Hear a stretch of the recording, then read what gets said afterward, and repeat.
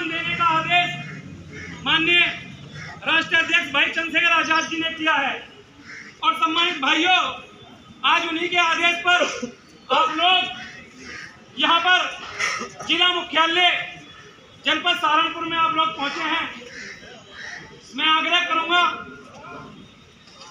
अपने सम्मानित राव मौसम जी से, जो हमारे राष्ट्रीय कार्यकारिणी के सदस्य भी हैं और लगातार पूरे देश के अंदर हमारा मार्गदर्शन करने का कार्य कर रहे हैं, कि वो आए और जो वर्तमान में लगातार अत्याचार हो रहे हैं, शासन प्रशासन को चेताने का कार्य करें और हमारा मार्गदर्शन करने का कार्य करें। आदरणीय राव मौसम जी। सबसे पहले बाबा साहब भीमराव अम्बेडकर मान्यवर काशीराम चंद्रशेखर आजाद को अपना नेता मानते हुए क्रांतिकारी जय भीम। साथियों, हमारे राष्ट्रीय अध्यक्ष चंद्रशेखर आजाद के आह्वान पर हम लोग इकट्ठा होकर सरकार के खिलाफ जो संभल में मुसलमानों पर अत्याचार किया है, हम उसकी निष्पक्ष जांच करवाना चाहते हैं। इसी आदेश पर हमारे राष्ट्रीय अध्यक्ष चंद्रशेखर आजाद ने हम लोगों को इकट्ठा होकर पूरे देश के अंदर धरना प्रदर्शन करने का आह्वान किया है। साथियों, आज इस समय जो सरकार के हालात हैं वो एक तरफा सरकार के दम बल पर यह प्रशासन काम कर रहा है। हम चाहते हैं कि इस संभल मामले में जो हिंसा हुई है, कुछ अधिकारियों की व्हाट्सएप चैट, फेसबुक की, इन सब का जो है डाटा निकाला जाए और हमें बताया जाए कि आप किसकी गलती है, सरकार के कहने पर के इशारे पर हुआ है। इसी के साथ मैं अपनी बात को विराम देता हूँ। जय हिंद, जय भारत। बहुत बहुत धन्यवाद आदरणीय राव मौसम जी। सम्मानित साथियों, हमारे बीच में हमारे भाई चौधरी फरमान इंजीनियर जी भी हमारे बीच में मौजूद हैं। मैं उनसे भी आग्रह करूंगा कि वो भी आए और इस समाज को और इस प्रशासन को मार्गदर्शन देने का कार्य करें।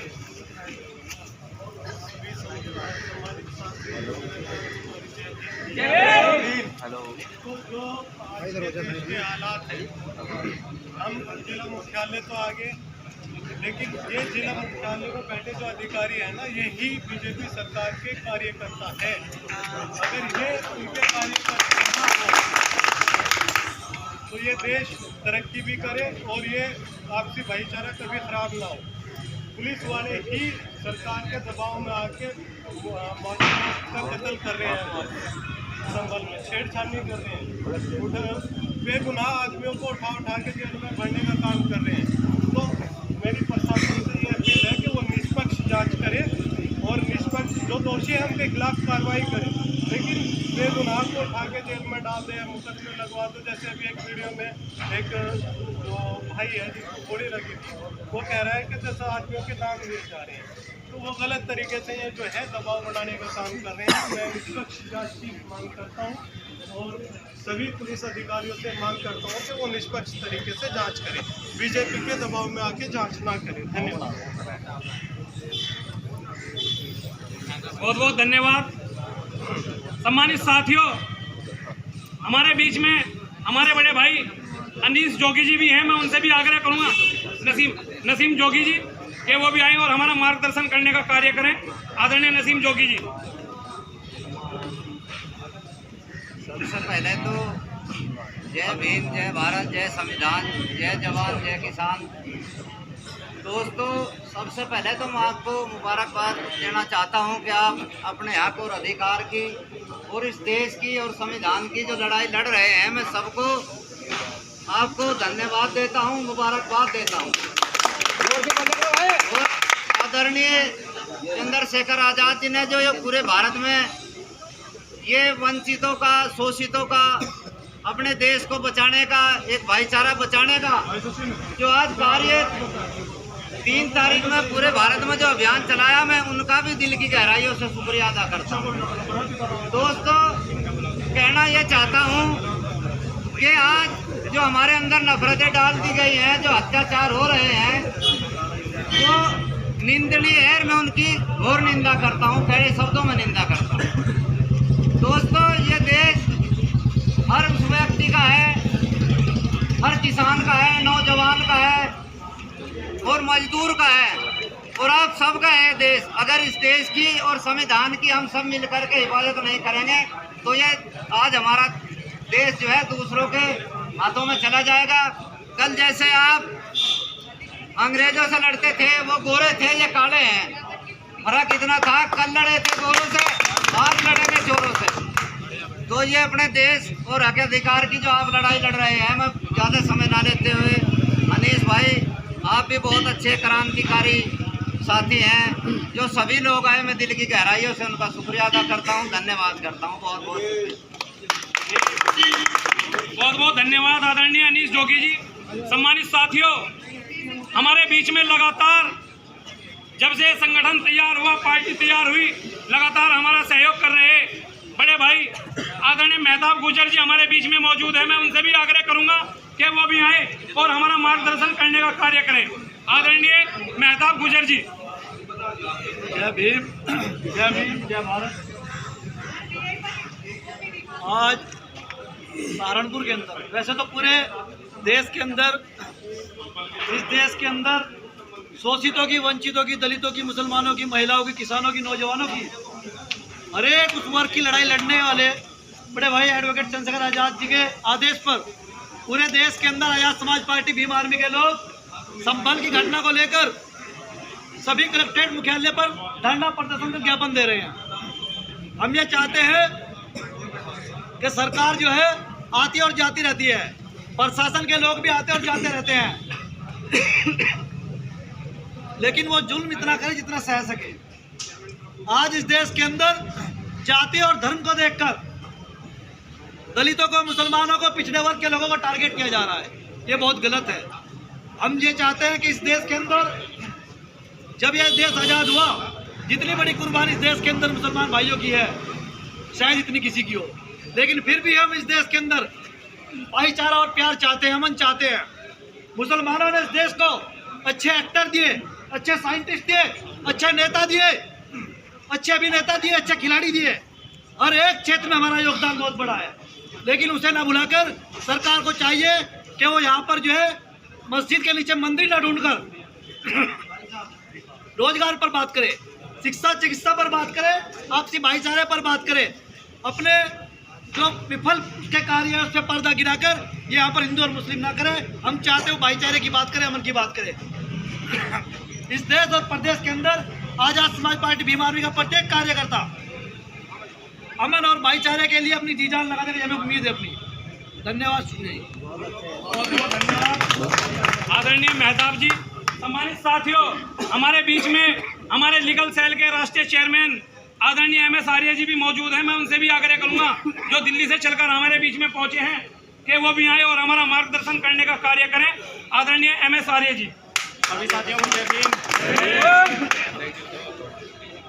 साथियों, विषय तो आपको पता ही है किस संदर्भ में हम यहाँ एकत्रित हुए हैं।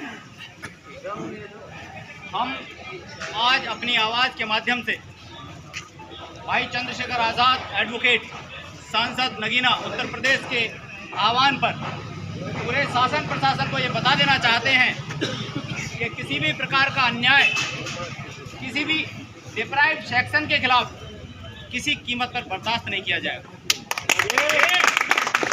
साथियों, हम हर तरीके से लड़ाई लड़ने के लिए तैयार हैं।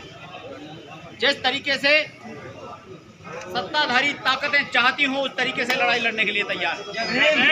यदि कानून का रास्ता अपनाना चाहती हो तो कानून के तरीके से लड़ाई लड़ने के लिए तैयार है।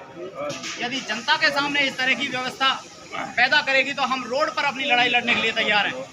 और एक बात और, आप सबको मैं इस बात के लिए साधुवाद देता हूं कि आपने भाई चंद्रशेखर आज़ाद को आज़ाद समाज पार्टी काशीराम के बैनर तले भारत में सांसद बनाया है, तो ये बात भी सुनिश्चित हो जाती है कि यदि लड़ाई संसद में लड़नी पड़ेगी तो वहाँ भी हमारा नेतृत्व तैयार है।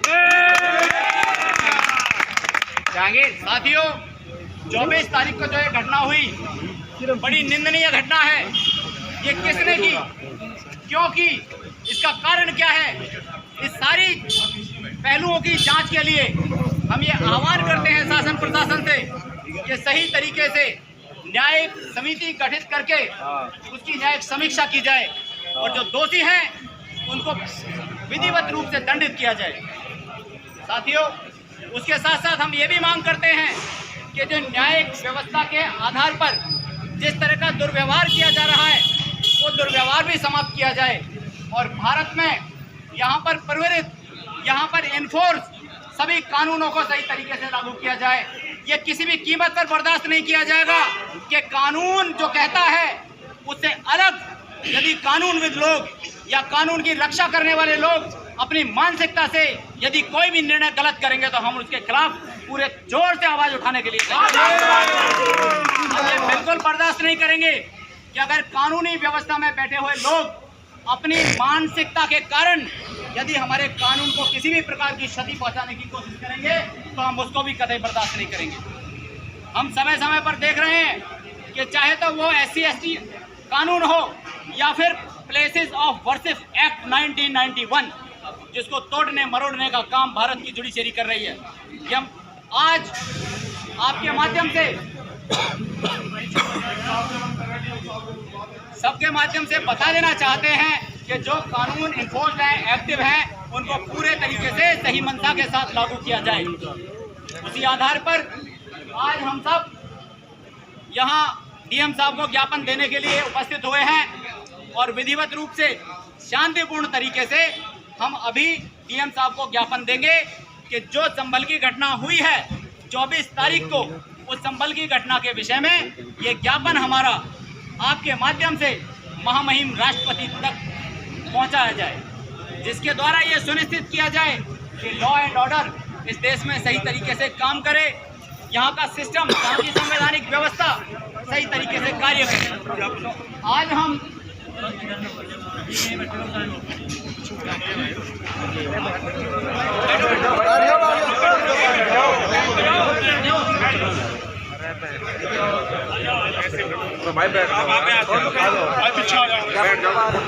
बैठो।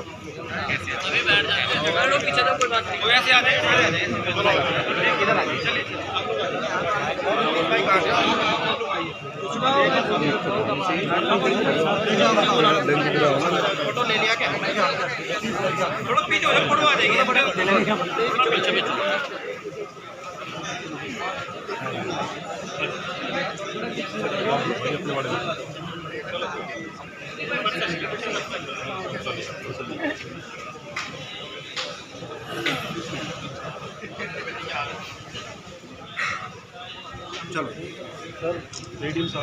विशेष अपेक्षा नहीं, पूर्ण विश्वास है कि हमारी बात उच्च स्तर तक जाए।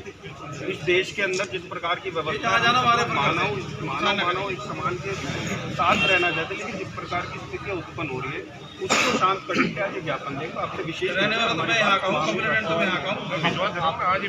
आपके माध्यम से हम ये भी सुनिश्चित कराना चाहते हैं सभी आवाम के जो भारत में कानून पहले से प्रवृत्त हैं, जो इन्फोर्स हैं, जैसे WhatsApp place of worship act 1991 कहा गया है, जिसकी भिन्न भिन्न तरीके से कोर्ट अपने तरीके से व्याख्या करके जो हार्मोनी है, हमारा जो पीस है यहाँ के रहने वाले लोगों की, चाहे वो किसी भी धर्म से संबंधित हो, उसको सुनिश्चित किया जाए कि शांति भंग ना हो। इसी कारण से एक्ट बनाया गया है ताकि शांति भंग ना हो और उससे संबंधित किसी भी प्रकार का ऐसा कार्य ना किया जाए, चाहे किसी भी प्रशासन द्वारा या जुडिशरी द्वारा, जैसे भी।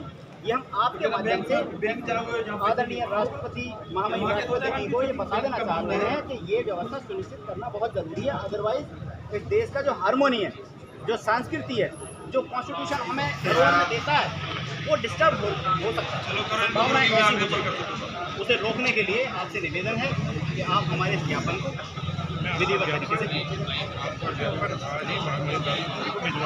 बहुत